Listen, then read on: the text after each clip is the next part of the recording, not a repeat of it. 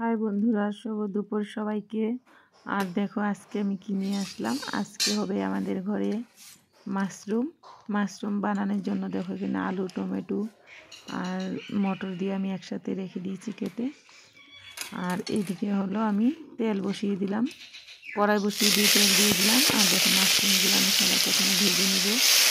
আর mushroom রান্নাটা দেখানোর কারণ এটা হলো যে অনেক রকম রান্না করা যায় মাশরুমটা।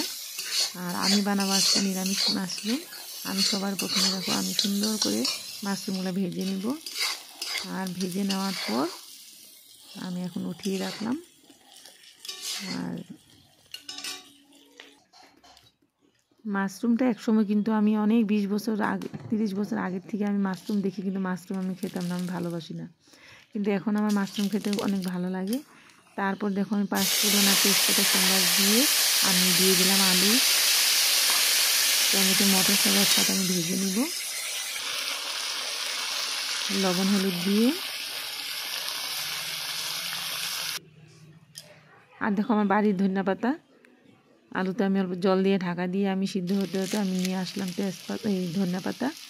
আর এদিকে দেখো এখন আমি জিরে, ধনে আর লঙ্কার গুঁড়ো দিয়ে দিলাম, 2টা কাঁচা লঙ্কা ছিঁড়ে দিয়ে দিব এখানটায়। তারপর এখানে আমার মশলাটা ভাজা ভাজা হয়ে গেল। এখন আমি মাশরুমগুলোও দিয়ে দিলাম। মাশরুমগুলো দিয়ে লাড়াচাড়া করে সব একসাথে মিক্স করে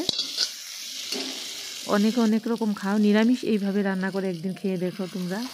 তারপর দেখো এখন আমি জল দিয়ে দিলাম। আর এইভাবে মাশরুমটা রান্না করলে একটু টেস্টি হয়, কি বলবো। আমি কিন্তু আগে মাশরুম খেতাম না, ভালো লাগতো না। এখন মাশরুম খেতে অনেক ভালোবাসি। এইভাবে মাশরুমটা রান্না করে তোমরা খেয়ে দেখবে।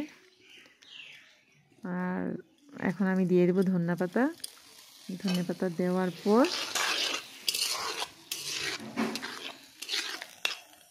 কালকে রান্না হয়েছিল গরম মশলা দিয়ে, আজকে আমি রান্না করলাম ধনিয়া পাতা দিয়ে। আর দেখো আমার রেসিপিটা ভালো লাগলে তোমরা লাইক কমেন্ট করবে। আর এরকম ভিডিও দেখার জন্য তোমাদেরকে ধন্যবাদ।